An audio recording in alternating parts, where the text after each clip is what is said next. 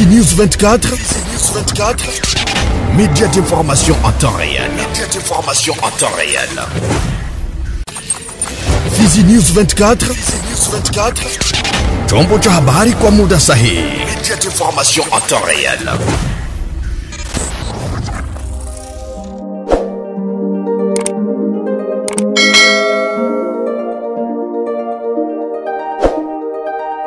Habari za wakati mpenzi mtazamaji wa Fizi News 24, kwa moyo mkunjufu kabisa na ukaribisha kuweza kutufuatilia kwa siku ya leo, ambako ni muda wako mzuri wa kuweza kufuata taarifa zetu za habari katika lugha tukufu la Kiswahili. Tega sikio, nipe macho mwanzo hadi mwisho, nasema karibu. Tuanzie na huko Bukavu ambako watu 5 kufariki na wengine 3 kujeruhiwa vikali. Hayo ndio matokeo ya mmomonyoko wa ardhi uliotokana na mvua kali iliyonyesha katika mji wa Bukavu usiku wa Ijumaa kwa ya Jumamosi ya tariki 4 Oktoba 2025. Akizungumza na TV yako, Bwana David Chukuru, mwanaharakati wa kijamii katika mji wa Bukavu, ametoa picha hali halisi, huko upande mwingine akiomba kwa wakaji wa eneo hilo kwa makini hasa wakati wa mvua. Watu 5 wa jamaa 2 ndio waliweza kufariki, anakuwa binti wa 3 na vijana wanaume 2 kati miaka 15 na 18. Walikuwa wakilala usiku na udongo umeporomoka na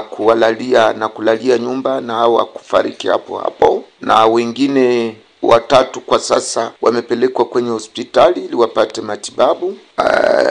Huzuni hii imejitokeza usiku ya 5 kuamkia leo siku ya posho majira za saa 5 za usiku kwenye kata Nyalukemba, Avenue de la Montagne, fasi tunaita Kanga. Ni kusema ya kwamba ni mvua kali ambazo zilinyesha hapa mjini Bukavu na ambazo naendelea kunyesha, ambazo zimeleta maafa hayo, na viongozi yani burgomestre wa Ibanda na viongozi wa tabaka za chini wamefika hapo na kujionea maafa hayo ya mvua. Na ndipo kama wateteaji wa haki za binadamu kwa tunaomba wakaaji kuangalia namna gani wakati wanajenga, kujua fasi gani ya kujenga, na ujue mji wa Bukavu haina fasi tena fasi ya kupanda miti, ni fasi kumekuwa manyumba, tunakuwa fasi nyingi kunakuwa miporomoko za udongo, na kwa sasa hatari inakuwa kabisa zaidi wakati hizi za mvua. Tunaomba viongozi kusaidia kwa kutoruhusu watu kujenga mahali ambako kunaweza kutokea hatari na vifo vya watu. Huko Mwengani kwamba watu 2 wamefariki pamoja na bidhaa mbalimbali kuharibika. Hayo ndio matokeo ya ajali ya gari moja ya kibiashara iliyopinduka kwenye barabara namba 2 ya taifa katika eneo la Kamituga siku ya 6 wiki tunayo jimboni Kivu ya Kusini. Taarifa tunaoni kwamba gari hiyo ya kibiashara imepinduka na hivyo kusababisha maafa ya watu 2 kufariki papo hapo, kama alivyoeleza kwenye line ya simu ya TV yako kutoka katika eneo la Mwenga mwanaharakati mmoja wa shirika la raia. Hiyo accident ilitokea katika barabara kutoka Kamituga pia hapa Mwenga, route nationale numero 2. Gari ilianguka kukakupa watu 2, fasi yenyewe inaitwa Mzele, ni katika kutoka Silubanda historia Basile. Unajua kama barabara hizi siku barabara ni mbovu sana, gisi barabara ni mbovu, gari zinapinduka mara kwa mara. Huko Mwenga mvua inanyesha sana, na hiyo inaterezesha magari, inapikilia inaanguka. Ni kawaida tu, tunaweza tukaseme kwa gari kuanguka na hiyo ajali kajipoze pale. Ni gari ya kibiashara, sio ya shirika fulani, ni gari ya biashara. Watu 2 tu ndio walifariki. Na umesema kwamba ubovu wa barabara, je, serikali haikufanya lolote juu ya hiyo barabara tangu zamani? Hakuna. Huku kwetu Mwenga tumekata matumaini kwa ajili ya serikali sana. Tumekata matumaini, hatujui kama serikali inakumbukaka Mwenga wala namna gani. Ila waliokuwa wakisema kama wataweza tengeneza barabara ni hao makampuni ya wa China. Ndio walisema wanaweza tengeneza, ila hao vita kuanzishwa hawafanye kitu. Hata hivyo, alipoulizwa juu ya utekelezwaji wa buku la makubaliano na makampuni mbalimbali ya uchimbaji madini, duru yetu imejibu yafuatayo: hapana, hakuna kazi charge yoyote ambayo inatekelezwa na makampuni ya wa China. Juu kazi kubwa ambao walitaka anzisha ni ya kutengeneza barabara, na wakati vita ilikuja hawakufaa kitu. Na hata kaide charge ambayo heshimicha hakuna. Ukigusia swali la shirika la raia zinakuwa uwingi na uharibifu sana. Mimi kama vile moja wa shirika la raia tunakuwa ama upinzani. Unajua kama kunakuwa shirika raia ambayo inaundiwa kwa ajili ya kutetelea maslahi ya watu ambao wanaharibisha huku kwetu, ndipo tunajikuta mara tunakuwa mkutetea, wengine wanakuwa mkufaa mabaya, ndio pale vita viendeki. Ujumbe kubwa kwanza ni serikali ijikaze kwanza iti usalama. Kwani bila usalama hakuna namna barabara itengenezeshewe. Naweza kutengeneza barabara haiwezi pita eneo yenye kwa waasi na wairuhusu ikatumike maeneo yenye kwa serikali huko kwetu. Kwani tunadepende na barabara toka Bukavu. Hiyo ni shida sana. Wakitilia usalama na kisha tengeneze barabara za huko kwetu.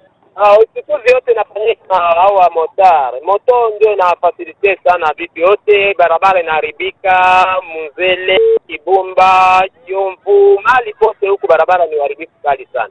Uvira. Kazi za kuweka lami au gudro kwenye barabara namba 5 ya taifa mjini Uvira zinaendelea, huku sehemu zingine kazi hizo zimesimamishwa kwa muda baada ya mashirika ya kiraia na vuguvugu kuandikia kampuni husika baada ya kuona mita kutokuenea kama ilivyo makubaliano. Kwake Dunia Misi, mratibu wa vuguvugu Machozi ya Raia, ametoa mwangaza juu ya hatua hiyo waliofikia. Huko manyanga fulani ambayo ilikuwa inafanyika mkote ya entreprise niko na bomola barabara paske wakati kazi ziliweza simama za barabara ajili ya kukosa pesa, tukatia pression kwa gouvernement ili dekesi franga kwa entreprise juu ya kutengeneza barabara. Sasa yenye leta Kongole ili dekesi franga, tuna remarque entreprise inaendelea kutengeneza sans tenir compte na nafasi zenye azikubomolewa kama nyumba. Hayo ikaendelea tunaanza enda na jenga nafasi zingine ya bomola. Par exemple côté monument, tu remarque côté monument abaya bomola manyumba zilikuwa barabara na olie tena baangalie jinsi wanaweza kusaidia watu kujua kubomola abo wanaenda bomola ile ma espace vert ile espace vert kwa monument wanabomola nafasi zingine na baadhi wanaingia mu ile njia ya boulevard ya mairie olie kuna bomola manyumba za watu. Tukasema no, hizi ndio vile tukaandika maletre na tukafer stope hiyo makazi ya barabara mpaka watu tena wanataka bomola manyumba. Kazi za kutengeneza barabara zinaendelea, lakini kuko nafasi fulani ambako sisi kama raia tumesema wasimamishe, sababu tuliona hakuna makriteri zinaonesha barabara kuendelea. Paske kupasi zimoja, paske barabara ni ya 30 metri, kuko fasi zingine kwenye ingali 10 metri tu ndio ingali, kuna kosa ingine 20 metri ama 5 ama 7 metri. Kwa sababu tukasema no, kote zenye hakuna difficulty wanaweza endelea na kutengeneza, na hapa kwanza kumonima nafasi zingine basi simamishi kwanza. Gouvernement immobilize population juu kwanza tena bomola manyumba juu tupate barabara yenye imetajika kupata Uvira. Kazi hazo zinaendelea fasi zimoja. Huko fasi ambazo tumesema no, hapa muache kwanza msitengeneze, wanenepeshe kwanza hapa ndio tutakuja endelea vile na vile. Bwana mtangazaji, pamoja nayo alipoulizwa juu ya hatua hiyo haitorudisha kazi hizo nyuma, Dunia Misi amerejea mara tena kwenye line ya simu ya TV yako. Sasa zitabaki na tutakuwa ba perdant parce que ni kosa yenye leta Kongole iliweza ikonsome, na sasa leta una consommer ile erreur inakuwa obligé corriger ile erreur yenye consommer, na tulishukuru parce que isha kuta kama ilikuwa consommer erreur d'ici là bana tanza tena bomola zile fasi zenye hazikuwa zinaeneza makriteri. Ili kufikia kwenye hiyo hatua ya kubomoa, je, haitolomba tena kuingia kwenye processus ya negotiation na wale wamiliki wa hizo nyumba ambazo labda zinahitajika kubomoa? No, haitakuwa negotiation, itakuwa sensibilisation parce que ni activité ilikuwa deja tulishaka ilancer na watu wamoya alizaka bomola manyumba zao, mais hata yenye financement ilisha kubarabara huko beja bakumola manyumba zao ndio kusema lazima barabara itaendelea. Wale watu ndio wenye wanaanza tena kutukoroga sasa, ndio wenye wanatuletea shida mpaka sasa hivi. Kwa tunasema kama tulishaongea na viongozi wanataka kwa sensibilize waangalie watabomola manyumba ili kazi ya barabara iendelee, tupate barabara ya mzuri. Bwana mtangazaji. Huko Kiwanja ni kwamba wakulima wa eneo la Kiwanja jimboni Kivu ya Kaskazini wanaomba kwa serikali na mashirika ya kiutu kuajana msaada wa vyakula na vitendea kazi vya shamba. Hivyo ni kutokana na mvua kali zinazonyesha mara kwa mara katika maeneo hayo na kusababisha uharibifu wa mashamba. Wakizungumza na TV yako, raia hao wamesema kuwa kwa sasa wana tena mashamba kwa kuwa shamba zote zimeharibiwa na mvua, hivyo ni vema serikali kuwafikiria kwani hawana nyuma mbele. Vula ilinyesha mapande ama sezere hivi. Vula ilinyesha ya mingi sana. Na ile feo vula kunyesha ya mingi iliharibisha sana. Maharagi ilikwisha kwa maua yote kule. Na mamihindi zilikuwa ishakuwa. Mevula isha katakata vyote, maana hakuna tena vya kusema. Kule ni kwenda lima tena, mwenye iko na nguvu auze tena mbegu aende panda. Mvula imesababisha sana tena sana. Maana shamba zishabakia wazi. Hakuna cha kufanya.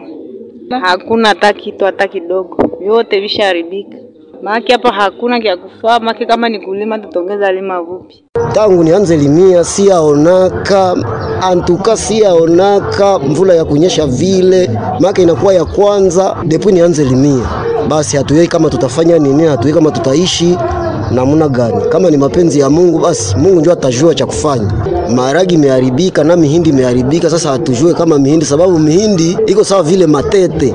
Kama itarekipere, basi Mungu ndio anajua. Tumalizie na huko Baraka ambako ukaguzi wa vitambulisho halali wa wanafunzi tayari umeanza kwenye shule mbalimbali za jimbo la kielimu la Kivu Kusini ya pili. Ukaguzi huo unafanyika na kitengo husika cha Serni, ndivyo amehakikisha mkuu kiongozi wa kitengo hicho. Kwa Kesadi Kitabule Isidore ambaye ni mkuu kiongozi wa kitengo cha Serni katika jimbo la kielimu la Kivu Kusini ya pili, amesema ukaguzi huo unafanyika kwenye shule zote. Upande mwingine ameonyesha kuwa ukaguzi huo una muhimu mkubwa hasa kwa wanafunzi. Kwa sasa hivi ekipe iko sur terrain.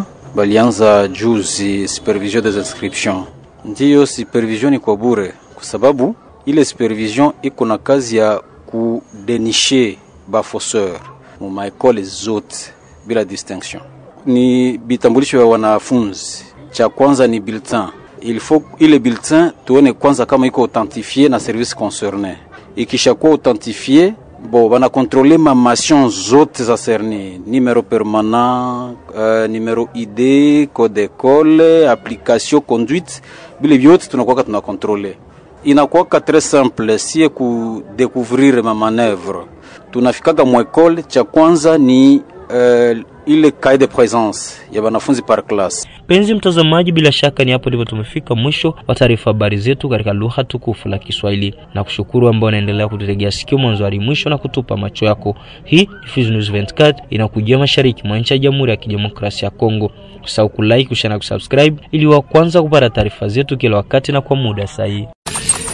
Fizi News 24, média d'information en temps réel. Fizi News 24, chombo cha habari kwa muda sahihi. Média d'information en temps réel.